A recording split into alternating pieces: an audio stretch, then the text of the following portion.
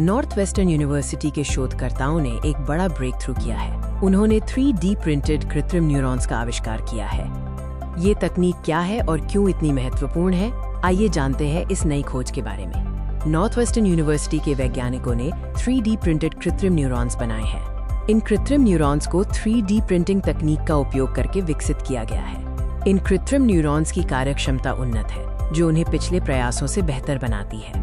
सबसे बड़ी सफलता ये है कि ये कृत्रिम न्यूरॉन्स चूहों के मस्तिष्क ऊतक में जीवित मस्तिष्क कोशिकाओं के साथ संवाद कर सकते हैं। ये डिवाइस विद्युत स्पाइक्स उत्पन्न करते हैं जो वास्तविक न्यूरॉन संकेतों से बहुत मिलते जुलते हैं, जिससे वे जैविक न्यूरॉन्स को सक्रिय कर सकते हैं। ये पिछले कृत्रिम न्यूरॉन्स की तुलना में एक बड़ा कदम है, जो या तो बहुत सरल थे या गलत समय पैमाने पर काम कर रहे थे। इस काम के दो बड़े महत्वपूर्ण निहितार्थ हैं, या कहिए बड़े फायदे हैं।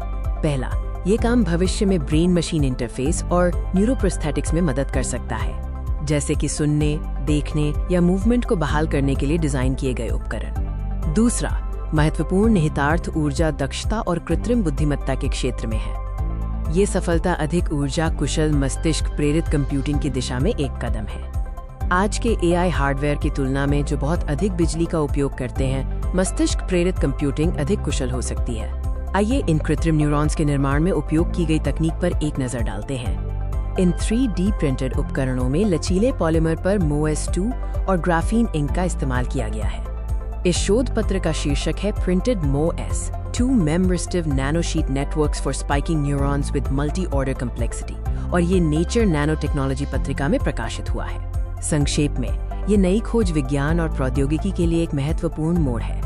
ये ब्रेक थ्रू इसलिए मायने रखता है क्योंकि ये हमें मानव मस्तिष्क की कार्यप्रणाली की नकल करने और न्यूरोलॉजिकल समस्याओं के लिए समाधान विकसित करने के करीब लाता है। भविष्य में ये तकनीक न्यूरोप्रोस्थेटिक्स और अधिक ऊर्जा कुशल AI सिस्टम बनाने की दिशा में नए दरवाजे खोलेगी।